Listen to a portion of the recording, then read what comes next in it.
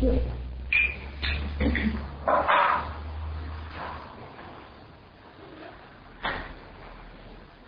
Well, this is definitely the last class. 7 more principles to do. And we'll be quiet for all of September until at least a week after Labor Day. And I have no idea what we will do in October and November, so if anybody has suggestions or anything that they'd like to, ideas what they'd like to do here or stuff like that, why please drop me an email and let me know what you'd like to work on, because I have not received any direction yet, although it may come during the next month. It's what we need to do next, because usually I don't initiate any of this stuff. I get given it. And I realize that we're supposed to do that next. So I'd love to hear comments and suggestions.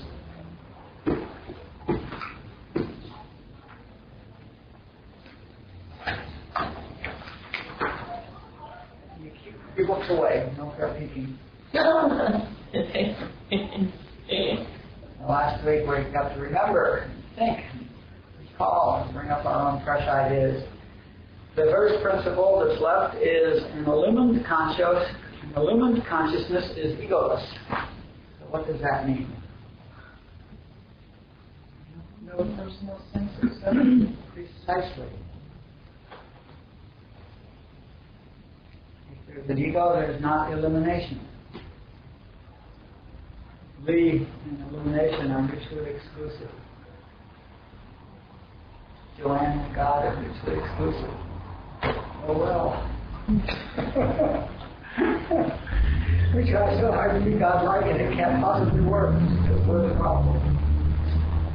So yeah, that's, I don't know, I guess Joel said that. And that's, remember that Joel says that what is expressed as impersonal individual consciousness. And that impersonal means also egoless. So what is expressed as illumined consciousness, which is nice to know that we're all illumined. Or haven't you noticed? Here it is. Okay.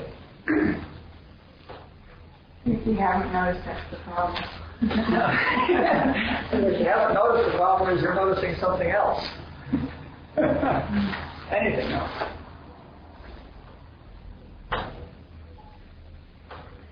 Now that was the end. That's the 26 of them actually. That's 26. Joel did a tape years ago that contained the principles of the infinite way, and then there was a sheet that was written up of that, which I subsequently lost, but there were 25 principles on it, and I had made some notes of those. So essentially what we've been through is the 25 principles that Joel says underlies the entire teaching of the infinite way, which is probably the highest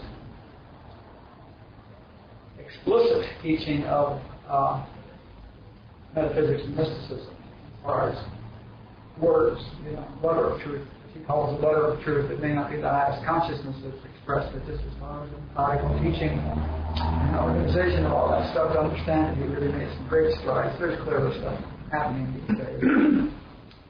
But for years in the Western world, that was the only letter of truth that was ever done. So, in any event, if you have understood those 25 principles, then you are prepared to teach now the infinite way. You can't use the name without license from Jerry. What do you think is clearer than that now? Huh? You said there's clearer stuff out now. There's higher consciousness, higher teachings, because Joel was limited by his student body. I mean, David Hawkins is certainly a much higher teaching. Well, it's a higher teaching, but not nearly as articulate as instructive. I mean, if you need to know the letter of truth, you don't go to Robert, you go to Joel. But Hawkins is sort of both. He uses lots of words and gives a very high letter of truth. I still have to do some figuring out there. 999.9 is a little hard to swallow. What does he say? 99.9. A lot of his paragraphs, and there he makes statements in the book, the whole sections in the book are calibrated at 999.9, and Think there's a little ego in that? no, because living consciousness is ego. There you go. It's the principle. No, I just look at that, my sense is there are, that there are entirely too many words in a paragraph to be 999.9, and of course it doesn't and can't take into consideration the fact that everybody that hears those words hears their own meaning for them instead of his meaning for them. So we have to assume that whatever Hawkins meant might have been at 999.9, but what we're hearing may fall considerably short of that, depending on our use of vocabulary. Joel said, "I see the truth." Joel says, "I see the truth," and I come back and decide. Osho said, I experience the truth. He goes into samadhi, experiences the truth. He says, I come back and decide to express it, and 99% is lost. So that drops you pretty well below 999. He says, then I articulate it, and 99% of that is lost. He says, and then you hear it, and 99% of that is lost. So, I don't know. We'll go here to Hawkins. Let's go back now to chapter 1, Patanjali's Causes of Suffering. Patanjali listed 5 causes as the total cause of all of human suffering. And let's just review those. The first one is ignorance. And what kind of ignorance is he talking about? Start itemizing. Ignorant of who you are. Ignorant of who you are. Ignorance of what is, ignorance of truth, ignorance of how to pray. Ignorance of human consciousness is real, or that thinking is real. Ignorance there.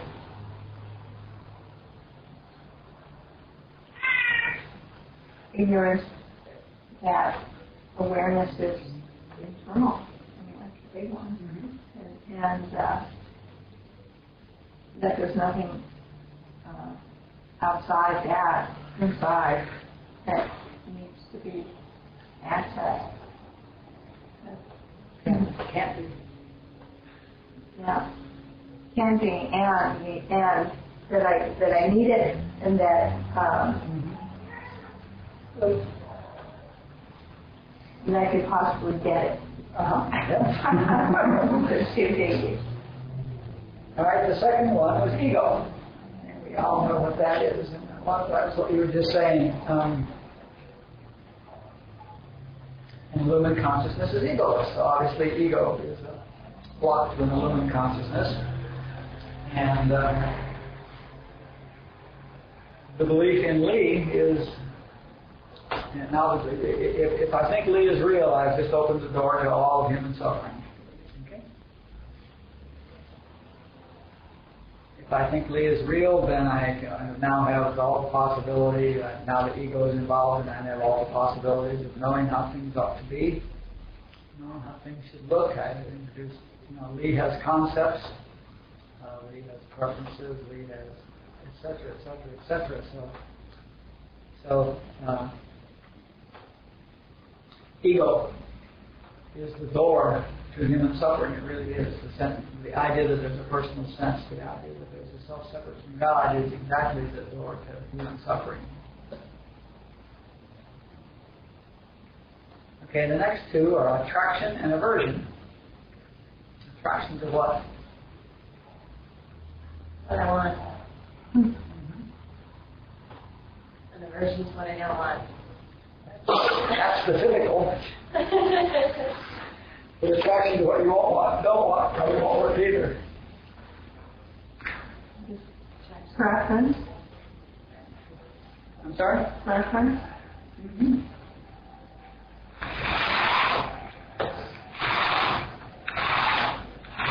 Why is attraction or aversion. Why are these causes of suffering, or why are these hindrances to elimination? Why as a blanket? Why the desire? Why is that a block to? Everything's on its head just as it is. Why is that? And why is that a block to elimination? Knowing that everything is as it should be, as it is. That can be elimination. Well, there's sensory. Attraction and aversion. Mm-hmm. They're the things that you perceive with your five senses, which takes you out of the internal awareness. That's the point. Anything you desire or have aversion to is chaining you to human consciousness, yes. Because all those things are in human consciousness.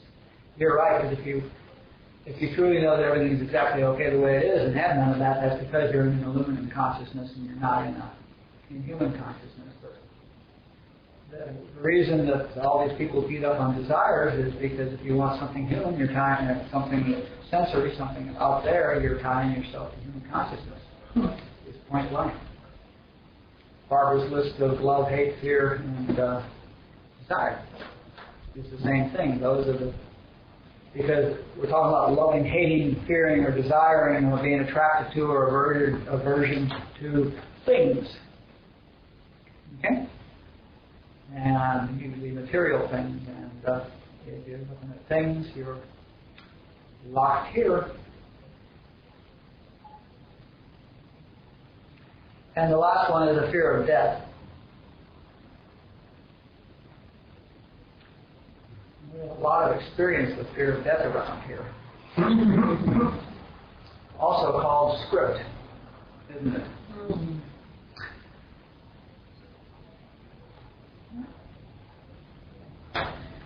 That's the driving force of the terror that underlies script, fear of death. Again. And Barbara says that script is the cause of all human suffering. Script, of course, includes all of these things. It includes wanting things and not wanting things, and being afraid of dying, and thinking they're going to hide to do all this stuff, and being ignorant of script. So script includes all five of them.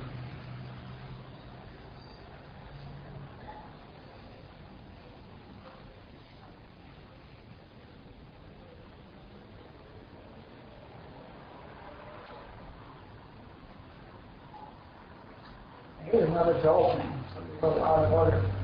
Nothing can come into our life except as an activity of our own consciousness. What does that mean? You think you make it so? What's an activity of my consciousness mean? Not picturing of what I believe. If I don't believe it can be, if I don't believe it, then I don't experience it. And everything that you experience is your own mind. Is your own mind. Totally. Mindfulness.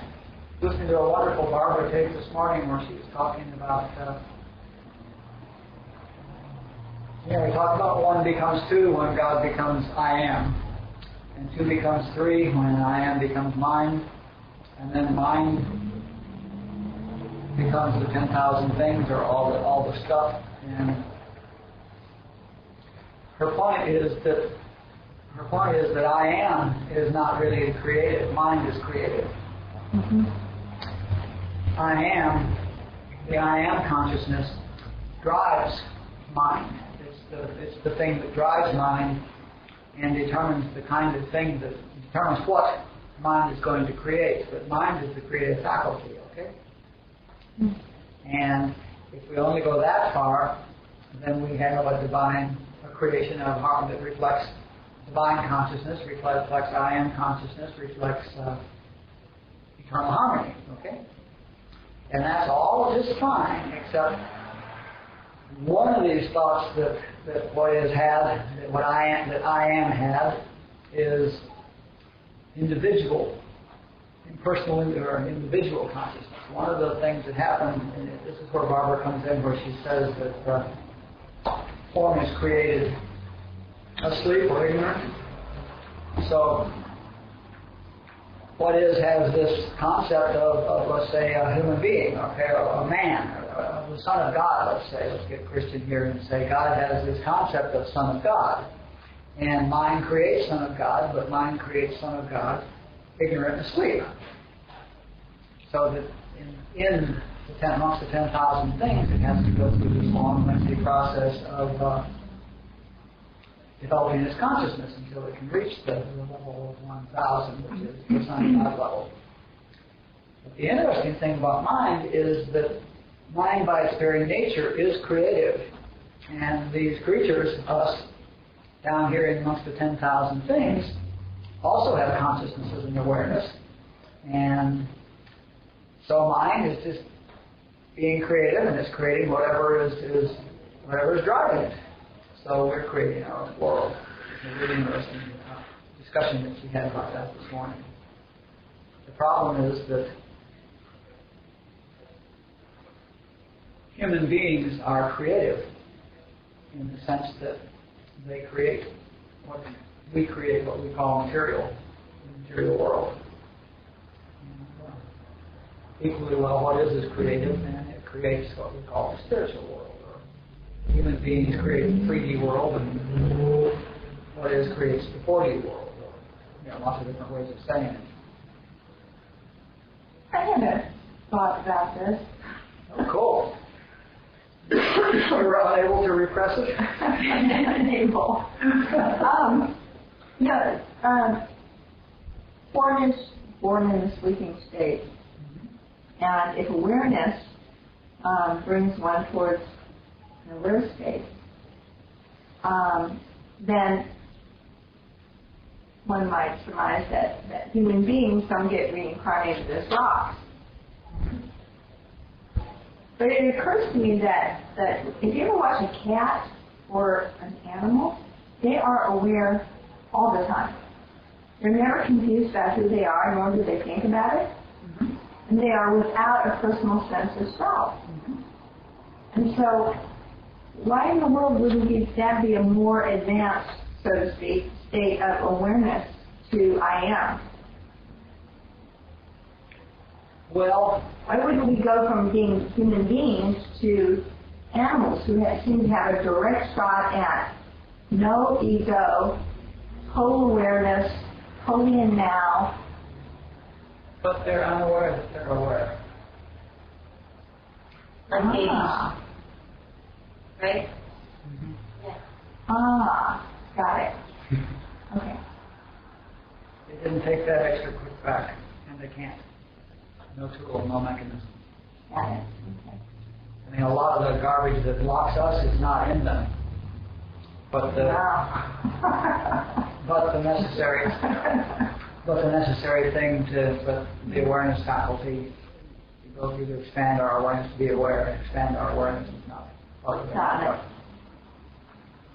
Yeah, I started thinking, a rock. It's all quick. You might be able to get an exception and come back as a rock. That's what that music they used to say. I want to come back as a rock. Oh, he was funny. I want to come back as a rock. Well, it does eliminate all of the causes of suffering. You notice that rocks do not have any of the final causes of suffering. They're script free, they're kid free. I mean, what size is this one? Yeah. Mm-hmm.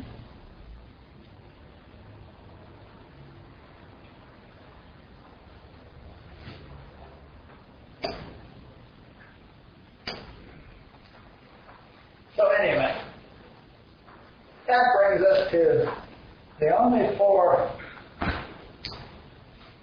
statements of truth that Robert ever actually made.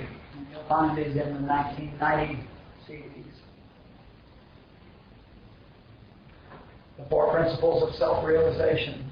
He never had a teaching as such, but he had this vision, and which is, like a dream, but not a dream, because for Robert it's all very confusing. He never knows whether he's awake, so to speak, or in a vision or in a dream. But he had a vision. He called it a vision, where he was in field somewhere, sitting somewhere under a tree, and all of a sudden all these bodhisattvas started appearing out of the woods and across the field and came and sat down in front of him, and he realized that he was the Buddha. And they'd come to listen to him. So they meditated about 3 hours. And then one of the bodhisattvas asked him what his teaching was. And he gave some name to his teaching. I forget what it was even. I teach enlightenment through self-awareness or something like that, something very nondescript. And they meditated another hour or so, and then they asked him a question, tell us what that teaching is. And he gave the 4 principles of self-realization to the bodhisattvas, and then they meditated another 3 hours, and then the bodhisattvas walked away, and he clicked back in. He thought he ought to share them with us. So that's the only reason we had the 4 principles from Robert. And they're fun, and they're as good as all 25 of Joel's. The first one is everything is an emanation of the mind, which is certainly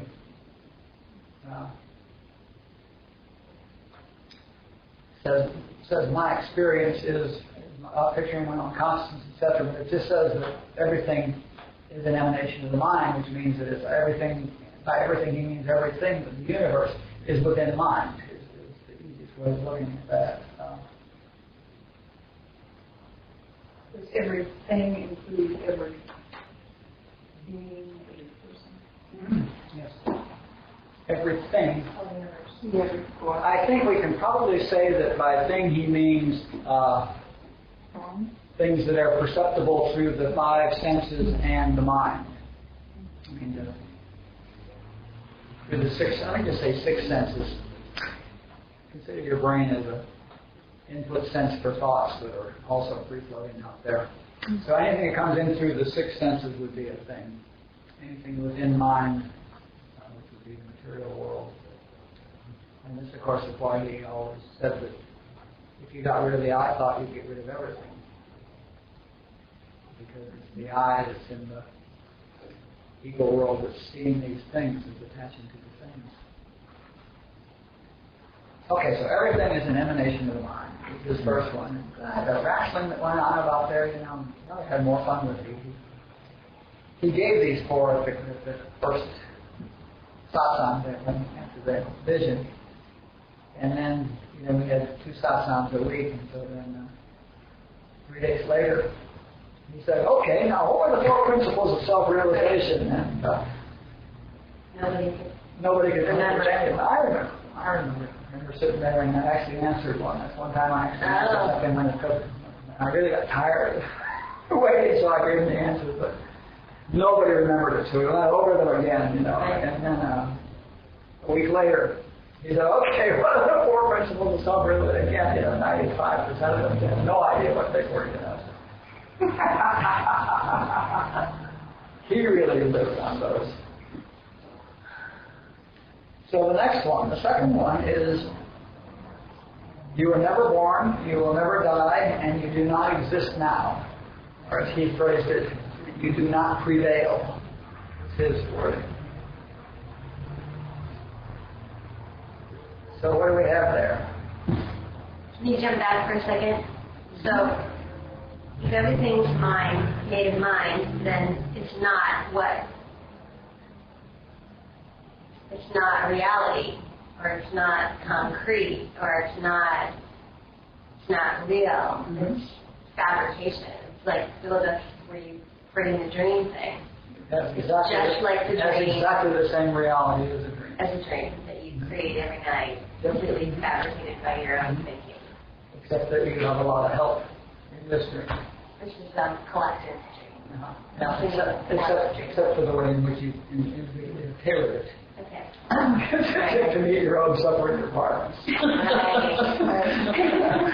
Right. Okay.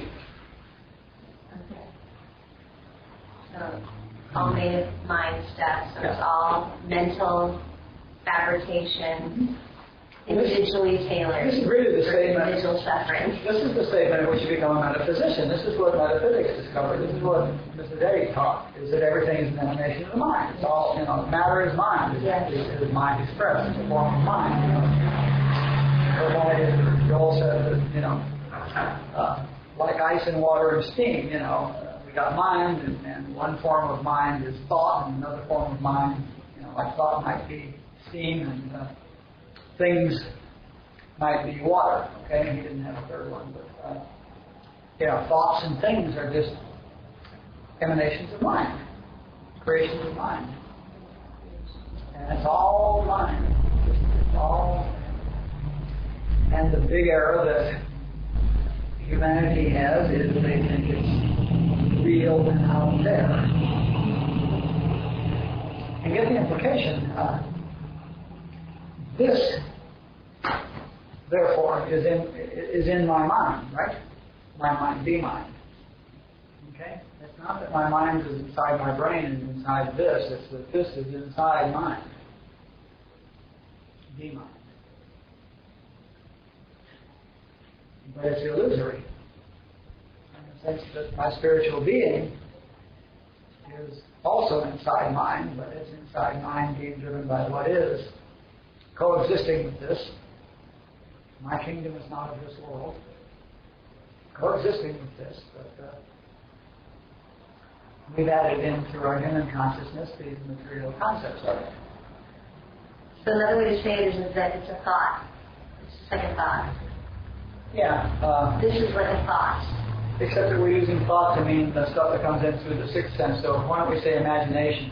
Okay. Let's use the term imagination. Okay. Joe does that wonderful tape where he talks about you're sitting. He gets the whole group to say, all right, let's imagine we're in the park on Sunday afternoon. Let's imagine there's a bandstand up there. And let's imagine there's a band on there. And let's imagine they all have instruments. And he said, essentially, then he says, is there any wood up there? Are there any people up there? Is there any metal up there that the instruments are made out of? And the answer is no. Nothing on the bandstand is made out of wood. Nothing on the bandstand is made out of flesh. Nothing on the bandstand is made out of metal, or made out of flesh, or made out of wood, or made out of paint, or anything. It's all made out of imagination. Imagination is the substance of that bandstand and everything on it. And he goes into this wonderful thing about how would you get rid of that? Would you try to drag each person off the, would you cross everybody and everybody on the bandstand? Would you get rid of them one by one? If you wanted to get the band off the bandstand, would you imagine them walking away one at a time? No, you change your mind, right?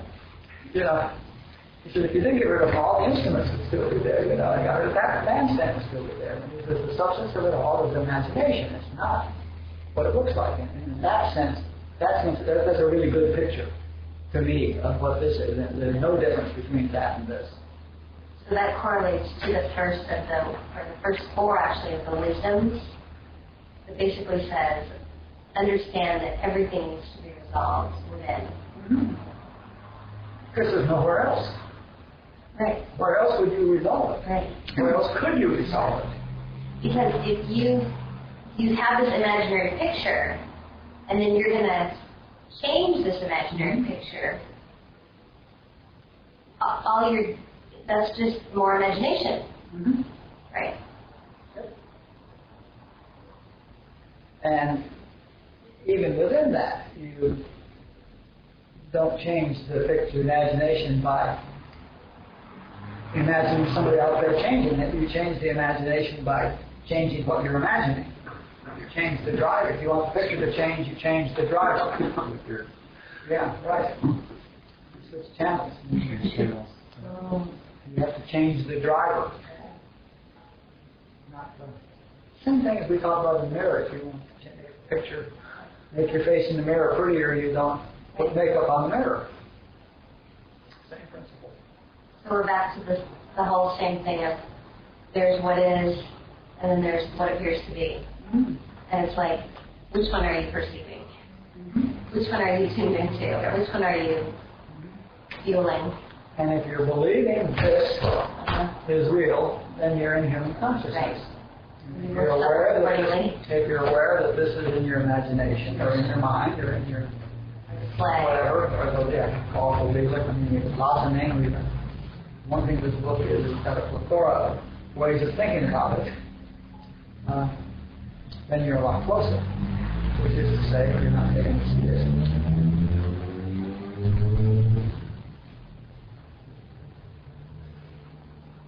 Robert told a story about this wise man who, through an accident, his 3 sons were killed.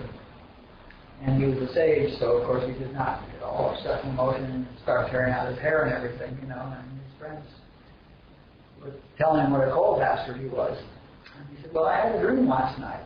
And the dream's a long, lengthy dream, but in the dream he had 3 daughters. And he was the king of the kingdom and such like, you know, and the daughters were raised and such like. And then disaster struck that, and his wife and 3 daughters were killed. And he says, now, which one should I mourn? The 3 daughters or the 3 sons? That was the sage. He was clear, that guy. So that's the point. If you have a bad dream in which something perpetrates something, when you wake up, you don't go after the guy. You say, oh, it was a dream. Laugh about it. Wow. All you gotta do is get that one thing. That's it. Anyone. That's everything. Right there. All you gotta do is get anything. Get it, man. But any one thing. Any of these 4 principles will do it. I mean, all you gotta do is get any one thing. Yeah. And That's it. I mean, any one of these things implies all the others. You know, and it's a statement that everything in my experience is an operation of my consciousness. It's the whole thing. You know? And getting it is not intellectually understood. That's right.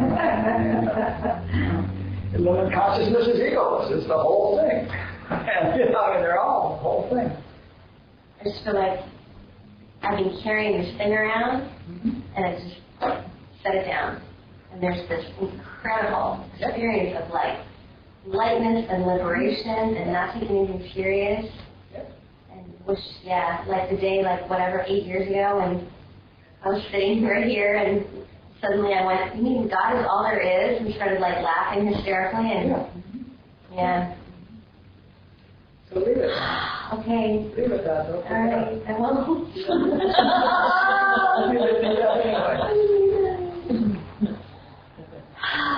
Okay, so the second one is you were never born, you will never die, and you do not prevail now. What does that mean?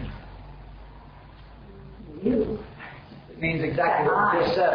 That the entire human experience in the Leelaa has exactly the same reality as your dream last night.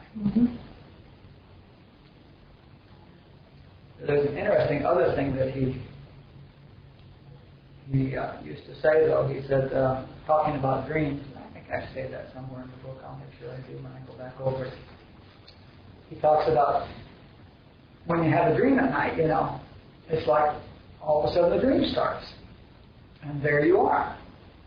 And we didn't have to go back to the Garden of Eden. We didn't have to go back to Adam and Eve. We didn't have to create the world. We didn't have to do all that stuff. There you are, you know. And there you are in the dream right at the start, fully intact, fully functional, with a full set of memories. Okay?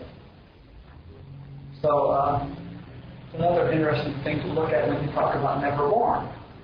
Now, if you ask that guy, that you in the dream, were you born? He'd say, yeah, I was born, 30 years ago or whatever.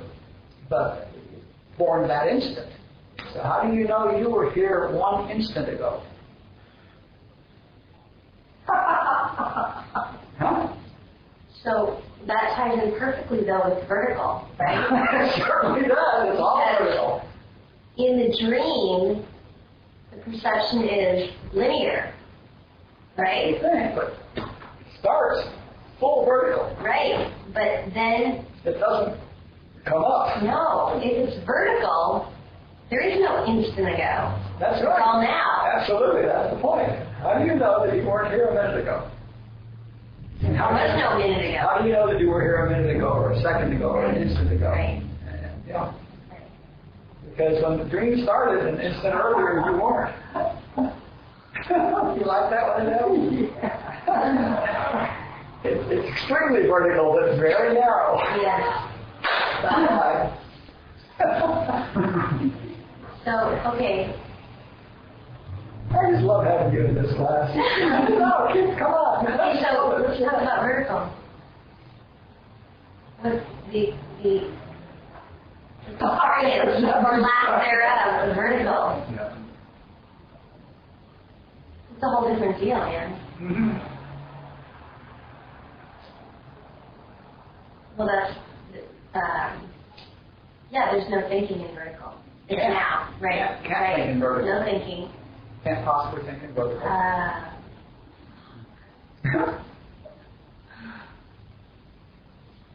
Yeah, it's everything you want because there's no mind. Except you can't want it. Yeah, well, you know, it's the you that's in the horizontal that wants to be vertical. And it can't prove that it isn't. The you in the horizontal that wants to be the vertical one, the point I just made is that there's no way that it can demonstrate the fact that it isn't the vertical one. That the horizontal ever existed. It's an illusion that there's a you in the horizontal. That's part of the verticality. That's part of your intact memories that you just this very instant created with. Yes. The memory that you were the memory that you were a horizontal part of it. Since I just created you this very instant, I kind of created you with memories of being a horizontal you that wanted to be vertical. It's the background of the screenplay. Mm-hmm. The character build up. Yep. This is the only play in the universe that you can come in at any point and you haven't missed anything.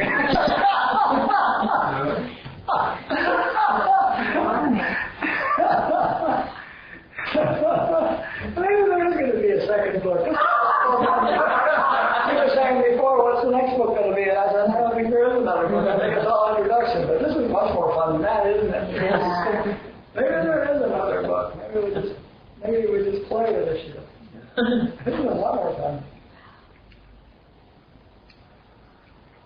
So this experience I've been having lately is, I believe my own horizontality a lot more than I believe yours. And so when you start talking about how you're horizontal and you have all these stories and, you know, how your body hurts and how you inherited this genetic bullshit from somebody else, and I'm like, so bullshit. I call bullshit on it immediately, and I don't always say it out loud anymore, but Good. only the people I really love. Yes, But what happens is about 1 second after I realized how full of shit you are, I realized that I bought into my own horizontality and how annoying that is. And yeah. So it's been it's happening really fast. You catch me? Really fast. Yeah. The answer is always stop. Stop. Oh yeah. Okay. So what's that again? There it is. Okay. Stop. Good. You stop your full vertical. What was the line about anytime you're uncomfortable about anything or? Yeah, that's something I've been telling you all for years. Yeah. Say it again. If you're not happy, joyous, and free right here, right now, sit down right here, right now, and go inside and find out why you're blocking your happy, joyous, and freeness. But that's a much lower level of consciousness. Well, but that's about saying, oh, so you think you're not vertical?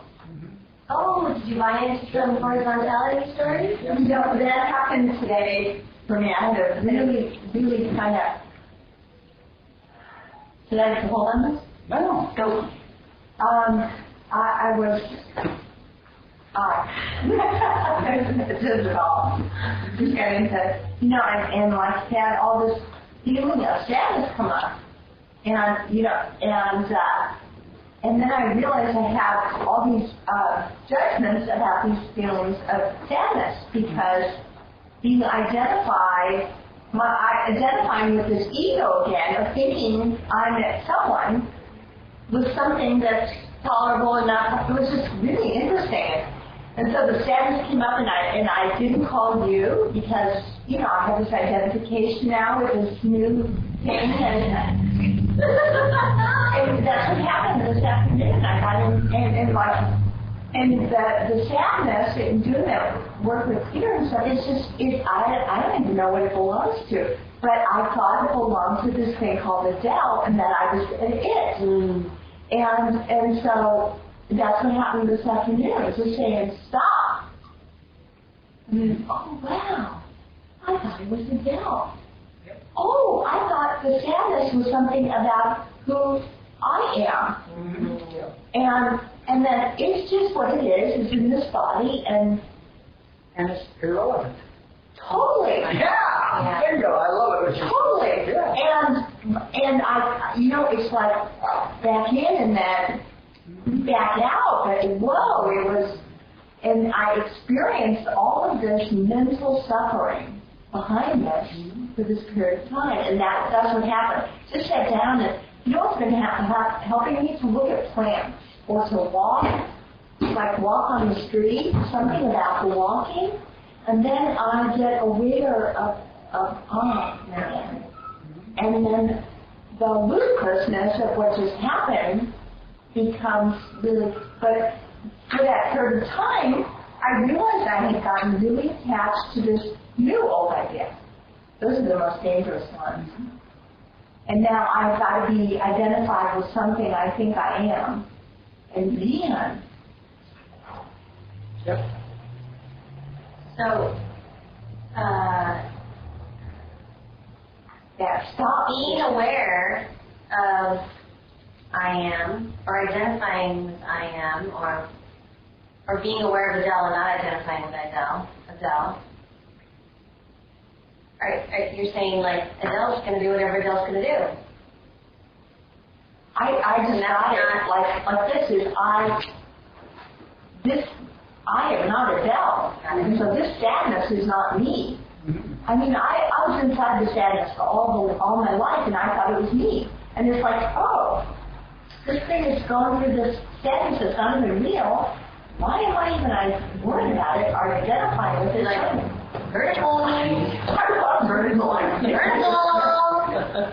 The other thing you said, though, being identified with Adele or not being identified with Adele, or both are not. Okay, what's that? Go ahead. Well, who's identified with Adele? Who's not identified with Adele? Well, maybe back to the witness, but we're still horizontal. Because it implies choice. No, it's just that. It's just that there's somebody there who's identified or not identified. Got it. So that's not at the level of I am, or it could be. Because there's like void I am and little I, right? Adele is just part of mine. Yeah, when you're silent, and when you're in the silence, then the vertical is silent.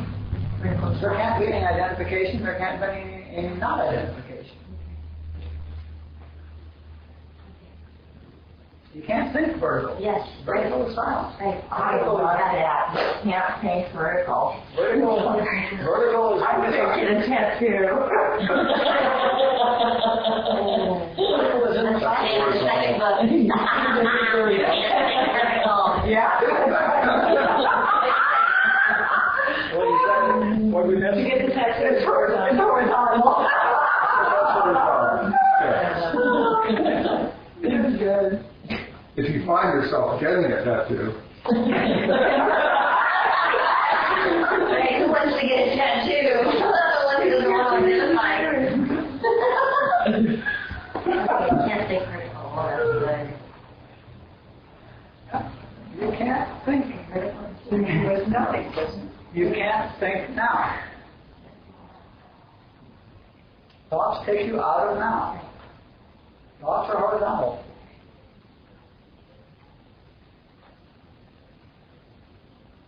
Thoughts must be about the past or about the future. Yeah, I keep remembering Rebecca. She ran around for weeks saying, I have to be spontaneous. I have to be spontaneous.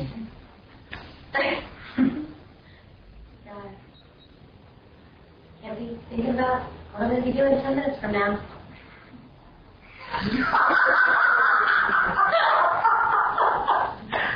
would be like, are you going to show up for work tomorrow? She'd go, I don't know.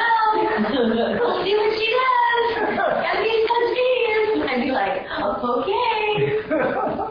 Woo. Reminds me of having breakfast with Robert one day. There was a bunch of us there, and there were two people there. There was a gal there that I really love, and I really fell in love with her this day because the guy next to her says, I'm going to go the whole day and not think of I once. And the gal looks him dead in the eyes and says, oops.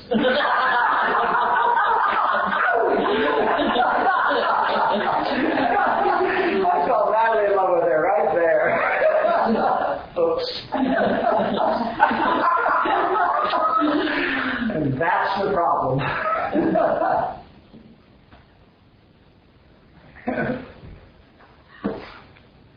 Okay, now here's a very hawkish. There's nobody doing vertical either. That's right, there can't be. There's no. Can't be any doing about it. It is. It is. Mm-hmm. Vertical is. It's all there is. Horizontal is an illusion. And the one who has an illusion is in the horizontal. It's part of the illusion. Oh, vertical's an illusion. If anybody sees it. Yeah. Yeah. If you think you're experiencing it or not. Yeah. Okay, then he sort of summed up two of them here. This next one says, nothing has an ego.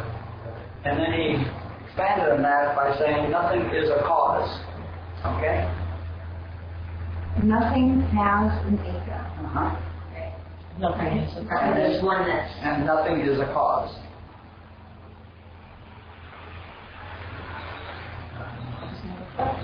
Right. It has an ego, so that's like, it's all mahogany. All there is consciousness. There's nothing. There's no consciousness And one of the implications of nothing, I wondered why those came together for a while. And, what does nothing being a cause have to do with having an ego? What does having an ego have to do with being a cause? Well, obviously, if you have an ego, you think you're a cause. So Right. that's the truth. But, Well, I mean, it's only in time, space anyway, and so that's all through thinking, right? All through perception, so there can't be a cause. oh no, there can't be a cause. Is that why? But I think he was trying to, what he was saying at one level at least, and of course he had always talking at all sorts of levels, at one level what he was pointing out is that nothing has an ego, so nothing can be a cause. Yeah, nothing out there has an ego, and therefore nothing out there is a cause. So I think he was thinking of sentient beings when he said nothing has an ego, nothing, because only sentient beings have egos, and nothing is a cause. What does sentient mean? Aware, One. senseful, having senses. So there's no, but the second half of that, or the rephrasing of it, nothing is a cause, is a much more important statement to me now than it was then. That's the one that gave me a real breakthrough. It's obvious that nothing can be a cause, but the implications of nothing being a cause are astounding. Like what? I'm That's like what? The first one that occurred to me is that implies that all thinking is a waste of time. Because thinking about something and making a decision about it is obviously a waste of effort, since that can't cause anything, including your action. We've talked before about how you make decisions and go right up to the point and then do something entirely different, and then you choose A or B, and you finally say absolutely A, and you wind up at the point and go B, but if you really get that nothing is a cause, then there can't possibly be any reason to do anything, including thinking. I like It can't have any effect on anything, right? Thinking is not a cause either. It can't change your behavior. It can't affect the world. I just love the fact that it absolutely throws out thinking. It really fucks with what to tell newcomers. Uh-huh. And I really kind of like, I mean, you have certain things, cause and effect, and this is what you do if you, I mean, it really, I found myself saying something and going, whoa. I'm going to believe that. And so what about that? What about it? Why don't you think about it and decide what to do?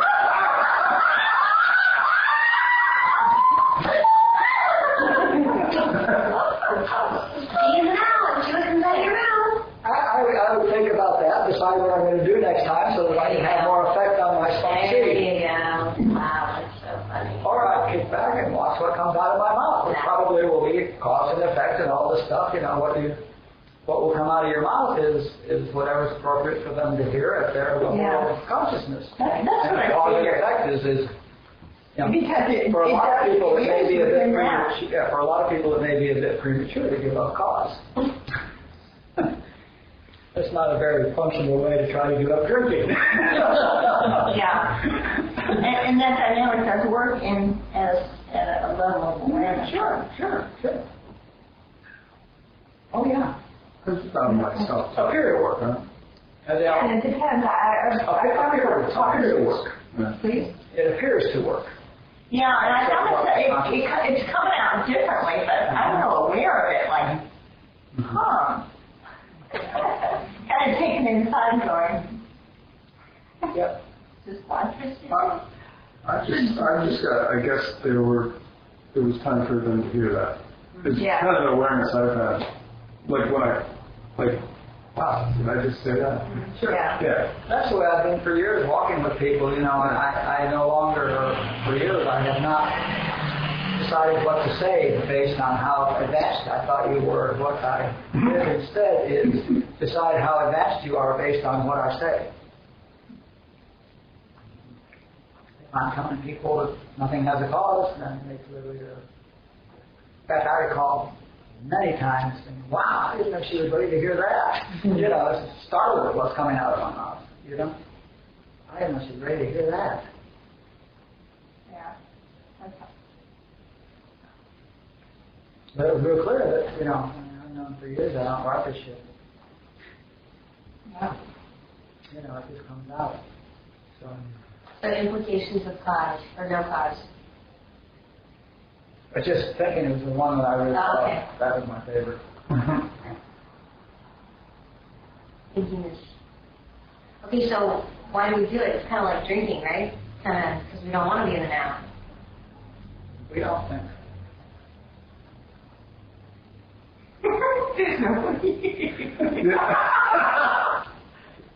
I don't think.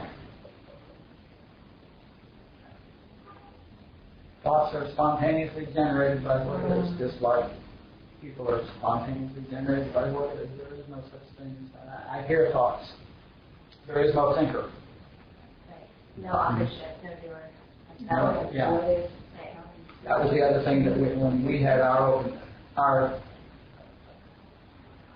revelation about cause and ego is that, thanks to Hawkins' comment about ego is that, the real fundamental of it, and I got it deeper than what I heard him say, but the fundamental substratum of ego is the belief in cause and effect.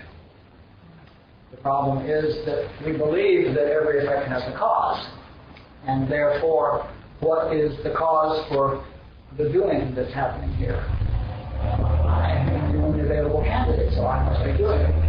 What is the cause for these thoughts that are happening here? Well, nobody else is even here, so I must be thinking. Okay? So, given the belief in cause and effect, we're almost forced to conclude that there's an I, because somebody has to take possession of the doership of the thinking and the doing. Yeah, isn't that fun?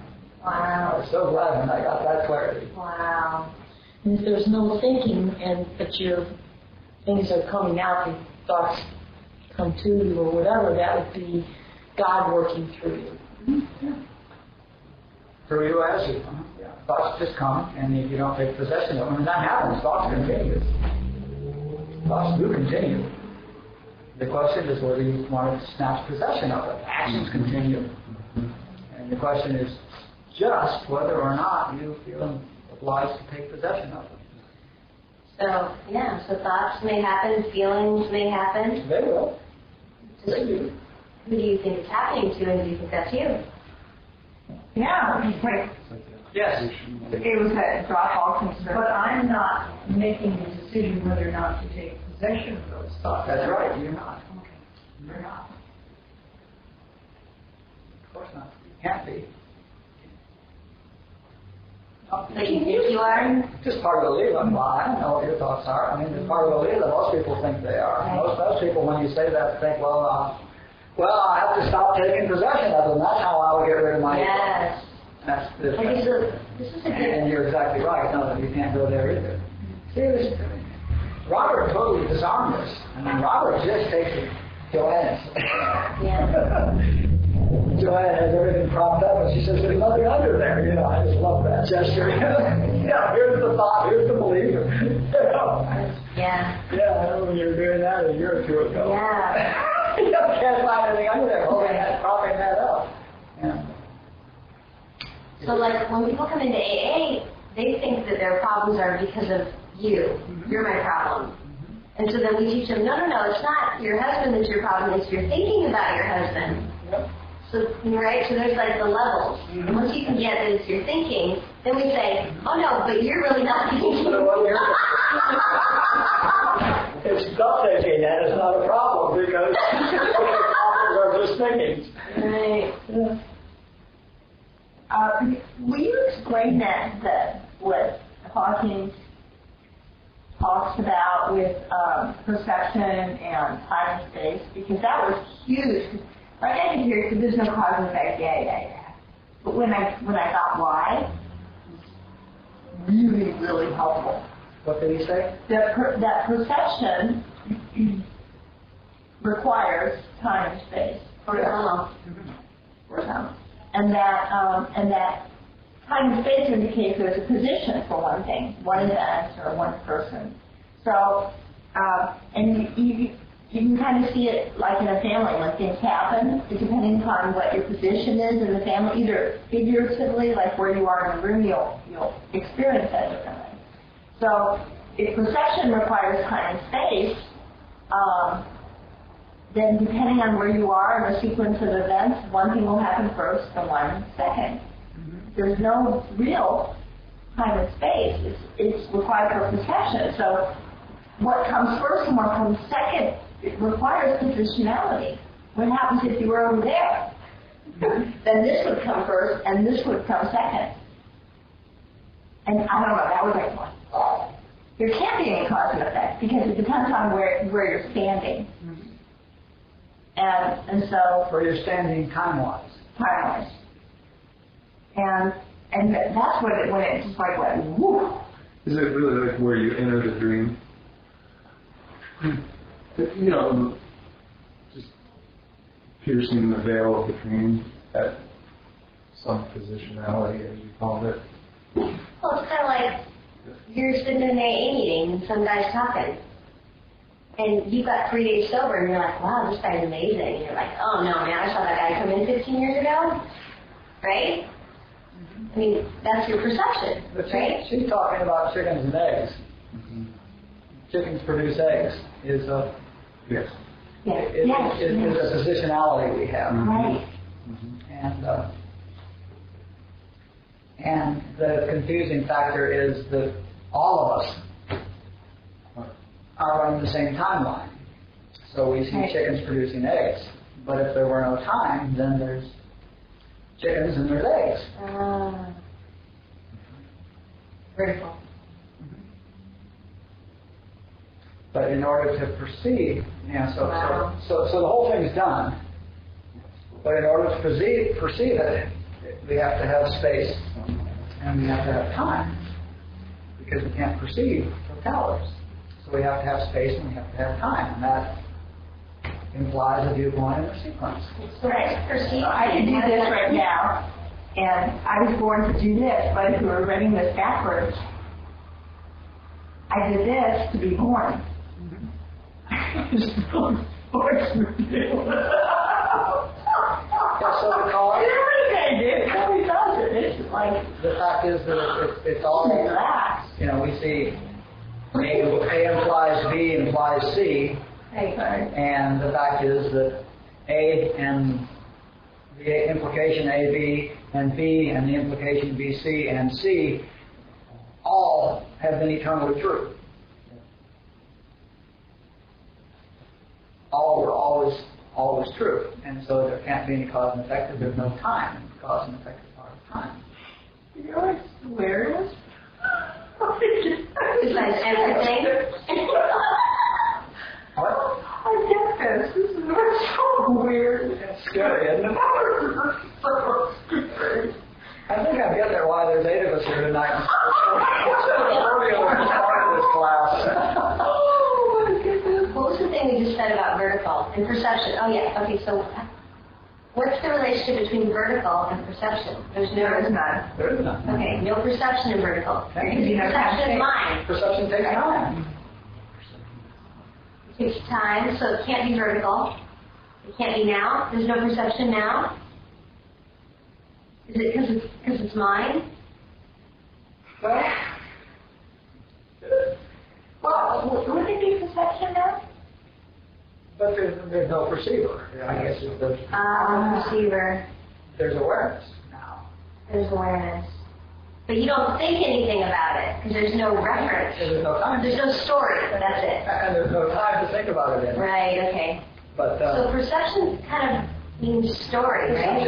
perception, that's a harder word. Just say awareness. You know, there is awareness right now. Awareness now, vertical. Yeah. Okay. Because perception seems to have like conditioning and story. I remember watching my niece come out of my sister was giving birth to my niece. And I was just so there and so unlike anything. I mean, just right there. And then all of a sudden, I see this little head crowning. I don't know what it is. I don't know what it is. I've never seen this before. It's like, whoa. And I was just like, and then my brain starts looking for what it is. Because I don't know what she's crowning. And he came up with a pine cone.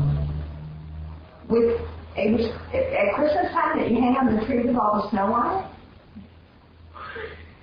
You know, because my brain started going, and they had nothing with which to identify it. Have you ever had that happen?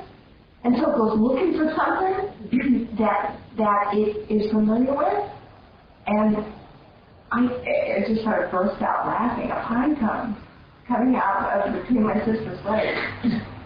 It was a moment of pure, like, no thoughts, just, and then pine cone. It's already down the tree.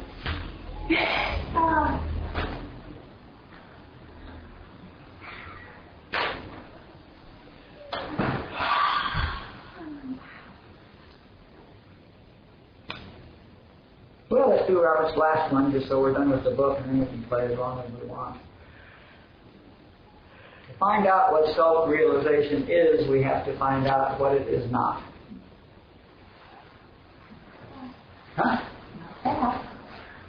Not that. Throwing out all the concepts before you can really get in touch. All the stuff. All the beliefs, all the concepts, all the conditioning. And then we have to throw out You. everything that got thrown out in that workshop you were in. There's a workshop which used to be called the Enlightenment Intensive back in Pune, in the Rashneesh camp. And two people sit there and look into each other's eyes, and one of them says to the other one, "Tell me who you are," and the other one goes within and comes up with an answer.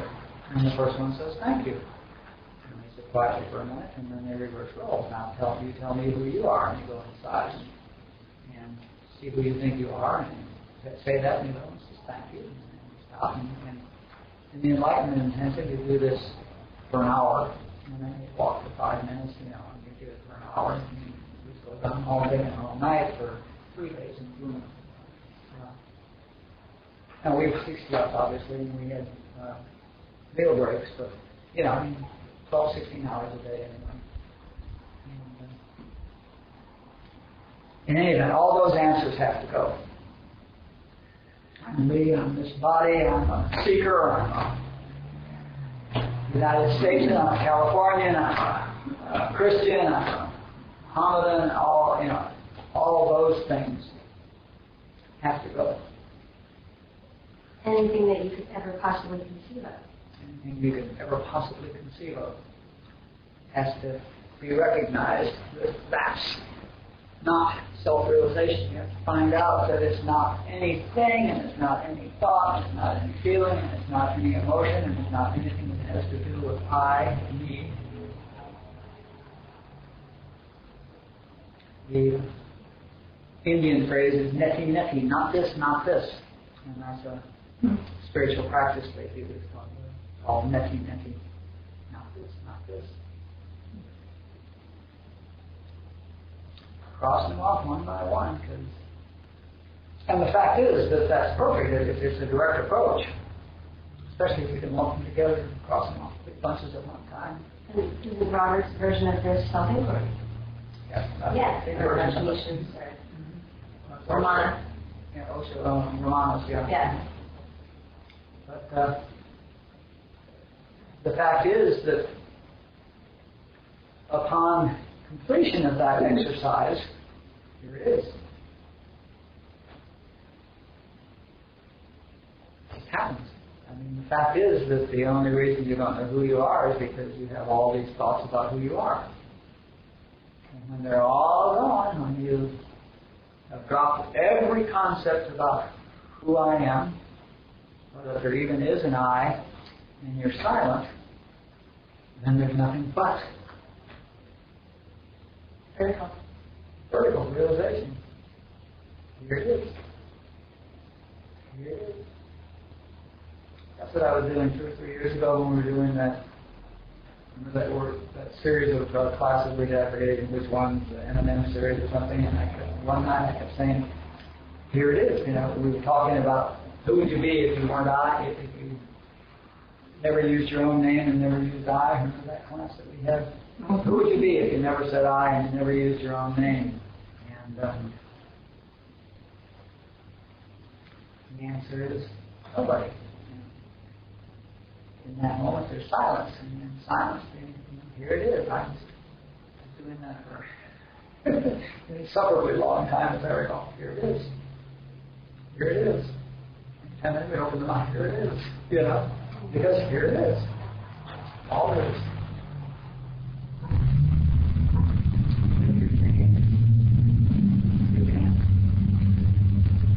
You're somewhere else. You're not here. If you're thinking you're not here, and it's here. If you're thinking, you're not here. And it's here. It's just to say it's vertical. And if you're thinking it's horizontal.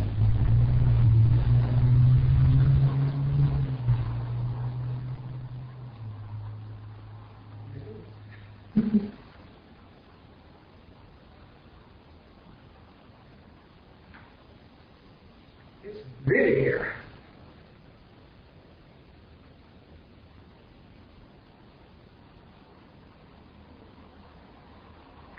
We're done. Let's get quiet for a few minutes and sit in this. It really wants to be here.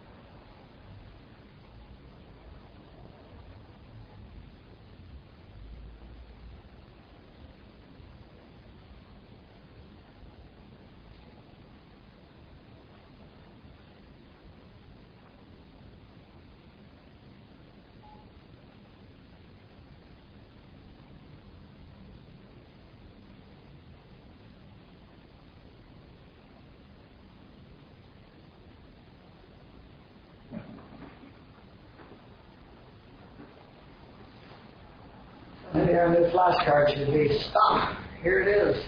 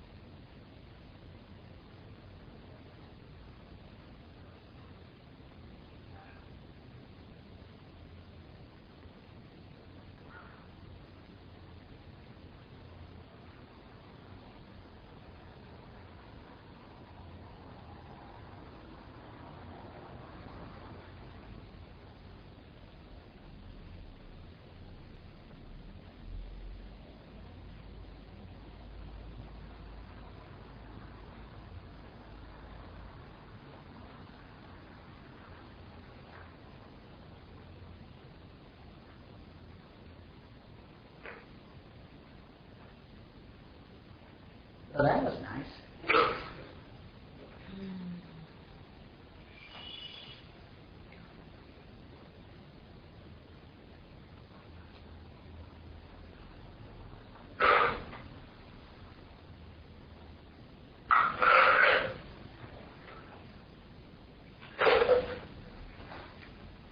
That's it, we're done with the book.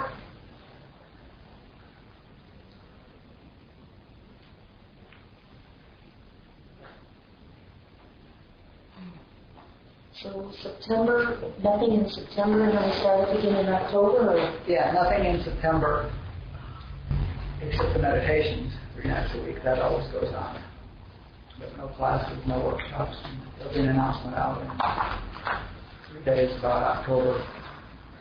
And I don't know what we're going to do about this in October. I don't have any direction yet. I knew a year ago we were supposed to write this book, and then I knew we were supposed to read it aloud so I could see what needed more clarification and what didn't. That's done, and now I will go through and edit it again and come out with the second edition, and then I think we're done with this book. We'll do another book reading on this again. I have no idea where that leaves us. And we might do it again, I don't know. And then perhaps like starting in like the October or something, with the kid classes and the script classes. And so we're going to start early in October, and I think that if we do this, it will happen the first Monday in October, probably. I don't know. But not unless I know what we're doing. I don't think we'll just come together and not know what I'm doing, but maybe we will. I don't know yet. I can't tell you. And I will be sure to let people know when I do know.